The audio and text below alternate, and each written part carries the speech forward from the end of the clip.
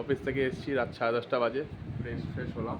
তো এসে দেখি তোমার ও রান্না কাজ করেছে কি পিৎজা, তাই তো? এই পিৎজা ব্রেডটা কোথা থেকে অর্ডার দিয়েছো? ব্লিঙ্কিট থেকে, কিন্তু ভালো দেয়নি, কেমন শক্ত শক্ত দিয়েছে, ভালো হয়নি। আচ্ছা, ওই না, তুমি পিৎজা খেয়েছো? কেমন করেছে? তো যাই হোক, একদম ভালো। বাড়িতে হোমমেড পিৎজা করেছে। আমি এই আসলাম, এসার পরে এখন খাবো, আমার গরম করে খুবই দিয়েছে। টেস্টি হয়েছে, কিন্তু ব্রেডটা প্রচন্ড শক্ত। আমি বুঝতে পেরেছি তুমি চুপচুপ করতে তো করতে যাই হোক, খেয়ে দেখি কেমন হয়েছে না হয়েছে, তারপর বলবো। বলছে গন্ধ পেয়েছো? এ মা হ্যাংলা, ও একটা খেয়েছে কিন্তু তারপর নাকি আবার গন্ধ পেয়ে নাকি চলে এসেছে। দুটো মানে দুটো গোটা পিৎজা করেছিলাম, সেখান থেকে একটা কেটেছি, মানে হ্যাঁ। একটা করেছি আগে ব্রেড, সেটার থেকে ও খেয়েছে।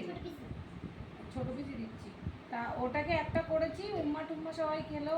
উম্মা টেস্ট করেছে, বেশি খাইনি, আমি একটা খেলাম, তারপরে মানা একটা খেলো, আর হচ্ছে এই একটা রেখেছিলাম যে তুমি এলে আবার গরম করবো। যাই হোক, দেখেই লোভনীয় লাগছে, তো খেয়ে দেখি কেমন হয়েছে। তুমি খেয়েছো? না তুমি পাইছি খাওনি? না। তুমি খেয়েছো? খাই না। তুমি তো খাও না, পিৎজা খায় না এরা।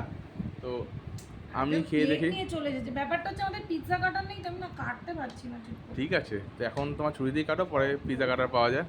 আমি কিনে নেবো ও বেবি, তুই তো খেয়েছিস 2 পিস, আবার খাবি কেন? না হবে না, এটা আমার।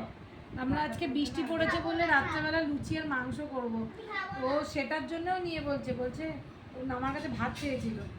এই মাম্মা, একদম নয়, এটা করবে না, নিয়ে এসো। তারপরে ভাত চেয়েছিল, যেই বলেছি লুচি মাংস খাবি না, বলছে লুচি মাংস ভাত খেতে হবে না, ভাত খেতে হবে না, মানে বিশাল খুশি। তো এখন লুচি করে দেবো, লুচি মাংস খাবো। আজকে জমে পুরো ক্ষীর, এখন পিৎজা খাবো, রাতেবেলা লুচি মাংস। ও, তো যাই হোক, খাওয়া দাওয়ার পরে তোমাদেরকে শেয়ার করছি কেমন হয়েছে না হয়েছে।